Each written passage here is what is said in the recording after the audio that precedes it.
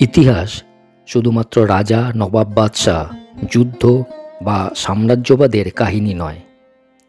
লোকের মুখে মুখে ঘুরতে থাকা অজস্র লোকশ্রুতি, যা আমাদের প্রাচীন মানুষজনের জীবনের কাহিনী, সেগুলোও ইতিহাস। কিন্তু সমস্যা হলো, এইসব লোকশ্রুতির সঙ্গে কাল্পনিক গালগপ্প এমনভাবে মিশে আছে যে তার থেকে আসল ইতিহাস বের করে আনা সত্যিই দুঃসাধ্য ব্যাপার। অনেক ক্ষেত্রেই অতিরিক্ত কল্পনার মিশেলে বিখ্যাত ঐতিহাসিক চরিত্র পরিণত হয়েছে সামান্য এক কাল্পনিক চরিত্রে। একই বাঙালি আত্মবিস্মৃত জাতি, তার উপর কাল্পনিক গালগপ্প, এই দুইয়ে মিলে আমরা আমাদের বহু গৌরবময় ইতিহাস চিরতরে হারিয়ে ফেলেছি। সময়ের সাথে সাথে সব কিছুই ফিকে হয়ে যায়, কিন্তু গোপাল ভাঁড় এমন একটি চরিত্র যা কয়েক শতাব্দী পরেও একই রকম অমলিন, প্রাসঙ্গিক এবং সমান জনপ্রিয়। কিন্তু গোপাল ভাঁড়ের অস্তিত্ব নিয়ে বঙ্গীয় বুদ্ধিজীবী সমাজ স্পষ্টতই দ্বিধাবিভক্ত। একদল ঐতিহাসিকের মতে গোপাল ভাঁড় একটি কাল্পনিক চরিত্র। তাদের মতে মানুষের মনোরঞ্জন এবং মহারাজ কৃষ্ণচন্দ্রের মহিমা হাস্যরসাত্মকভাবে প্রচার করার জন্য মহারাজ কৃষ্ণচন্দ্রের নামের সঙ্গে গোপাল ভাঁড় নামক একটি কাল্পনিক বিদূষক চরিত্র জুড়ে দেওয়া হয়েছিল। তাছাড়া আরও একটি ব্যাপার হলো, ঐতিহাসিক অস্তিত্বের একমাত্র প্রমাণ হলো বিভিন্ন নথি, কিন্তু গোপাল ভাঁড় সম্পর্কে ঐতিহাসিক নথি, দলিল, দস্তাবেজ কোনো কিছুই আজ পর্যন্ত পাওয়া যায়নি। এমনকি তার জন্মসাল, কোথায় তিনি জন্মেছিলেন, তার পারিবারিক পরিচয়, তার ছবি, কোনো কিছুই পাওয়া যায় না। সেই কারণেই কিছু ঐতিহাসিক গোপাল ভাঁড়কে ঐতিহাসিক চরিত্র বলে মানতে নারাজ। তাদের কাছে গোপাল ভাঁড় একটি কাল্পনিক চরিত্র ছাড়া আর কিছুই নয়। অন্যদিকে সাধারণ মানুষ, বিশেষ করে কৃষ্ণনগরবাসী, গোপাল ভাঁড়কে কাল্পনিক চরিত্র বলে মানতে নারাজ। তাদের কাছে গোপাল ভাঁড় একজন ঐতিহাসিক চরিত্র তো বটেই, আমার আপনার মতো রক্তমাংসের আজও জীবন্ত এক মানুষ।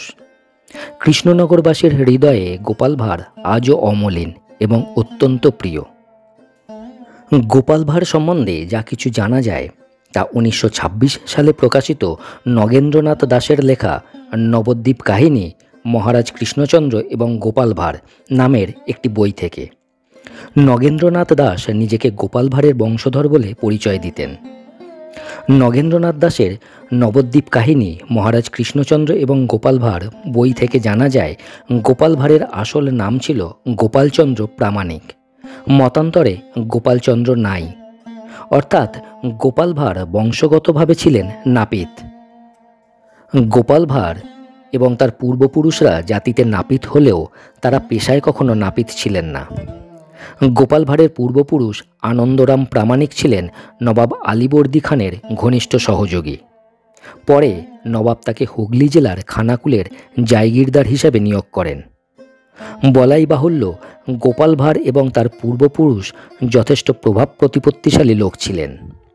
আনন্দরাম প্রামাণিকের ছেলে দুলালচন্দ্র প্রামাণিক ছিলেন নবাব আলীবর্দী খানের ব্যক্তিগত চিকিৎসক। দুলালচন্দ্র একবার নবাবের নাতি সিরাজ উদ্দৌলাকে মৃত্যুর মুখ থেকে ফিরিয়ে এনেছিলেন। সেই কারণে দুলালচন্দ্র ছিলেন নবাবের বিশেষ প্রিয় পাত্র।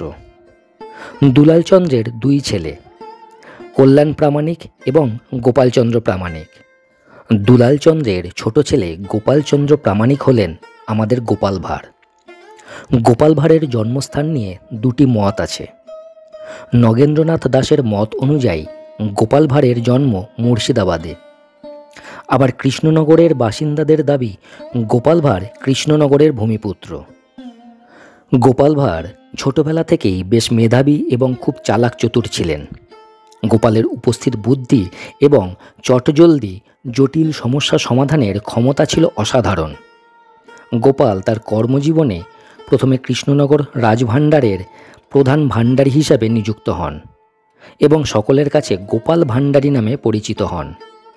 পরবর্তীকালে তার নাম গোপাল ভাণ্ডারী থেকে অপভ্রংশ হয়ে গোপাল ভাঁড় হয়। এই সময় গোপালের বিভিন্ন বুদ্ধিদীপ্ত কাহিনী লোকমুখে চতুর্দিকে ছড়িয়ে পড়ে। তার জেরেই তিনি নদিয়ার রাজা মহারাজ কৃষ্ণচন্দ্রের নেক নজরে পড়েন এবং মহারাজ কৃষ্ণচন্দ্রের রাজসভায় বিশেষ স্থান লাভ করেন। লোকশ্রুতি অনুযায়ী গোপাল ছিলেন মহারাজ কৃষ্ণচন্দ্রের রাজসভার বিদূষক। আসলে তিনি ছিলেন মহারাজের প্রধান উপদেষ্টা এবং মহারাজের সর্বক্ষণের সহকারী। মহারাজ কৃষ্ণচন্দ্রের প্রধান পরামর্শদাতা গোপালকে মহারাজ ছাড়া অন্য কেউ সেভাবে পছন্দ করত না, কারণ জাতি অনুযায়ী গোপাল ছিলেন নাপিত, অর্থাৎ তথাকথিত নিচু বর্ণের এক মানুষ মহারাজের অন্তরঙ্গ পার্ষদ। এটা অন্যদের পক্ষে মেনে নেওয়া ছিল যথেষ্ট কঠিন। তারা সবসময় নানাভাবে গোপালকে অপদস্থ করার চেষ্টা করত, কিন্তু বিচক্ষণ গোপাল তার উপস্থিত বুদ্ধি দিয়ে এর মোকাবিলা করতেন। মূলত এই ভেদাভেদের কারণেই গোপালচন্দ্র প্রামাণিক ইতিহাসের পাতা থেকে হারিয়ে গিয়ে গোপাল ভাঁড় হয়ে শুধুমাত্র লোকশ্রুতি হয়েই বেঁচে আছেন। প্রাচীনকালের ইতিহাস জানা যায় মূলত তৎকালীন কবি সাহিত্যিকদের লেখা থেকে। মহারাজ কৃষ্ণচন্দ্রের রাজসভার আর এক উজ্জ্বল ব্যক্তিত্ব কবি রায়গুণাকর ভারতচন্দ্র। তার লেখা থেকে মহারাজ কৃষ্ণচন্দ্র সম্বন্ধে তো বটেই, তৎকালীন ইতিহাস সম্পর্কে অনেক কিছুই জানা যায়। কিন্তু তার লেখায় গোপাল ভাঁড় বা গোপালচন্দ্র প্রামাণিক কারোর সম্বন্ধে একটি কথাও লেখা নেই। তার প্রধান কারণ জাতের ভেদাভেদ। সমাজের নিচু জাতির একটি মানুষ মহারাজের প্রিয়পাত্র হওয়ার কারণেই হয়তো ঈর্ষার বশবর্তী হয়ে ভারতচন্দ্র তার লেখায় গোপালের সম্বন্ধে কিছু লেখেননি, এমনটাও হতে পারে। তবে কবি ভারতচন্দ্রের লেখায় গোপাল ভাঁড়ের উল্লেখ না থাকলেও গোপাল ভাঁড় যে একজন ঐতিহাসিক চরিত্র ছিলেন তার প্রমাণ গোপাল ভাঁড়কে নিয়ে হাজারো লোকশ্রুতি এবং তার জনপ্রিয়তা। কারণ কোনো কাল্পনিক চরিত্রের এত বিপুল সংখ্যক লোকশ্রুতি এবং কয়েক শতাব্দী পরেও এত জনপ্রিয়তা সম্ভব নয়। কবি ভারতচন্দ্রের লেখা থেকে জানা যায় মহারাজ কৃষ্ণচন্দ্রের রাজসভায় শঙ্কর এবং তরঙ্গ নামে দুই বিদূষক ছিলেন। এর থেকেই এটা পরিষ্কার গোপাল ভাঁড়কে যে বিদূষক হিসেবে দেখানো হয় তা মোটেও ঠিক নয়। গোপাল ভাঁড় ছিলেন মহারাজের ব্যক্তিগত পরামর্শদাতা।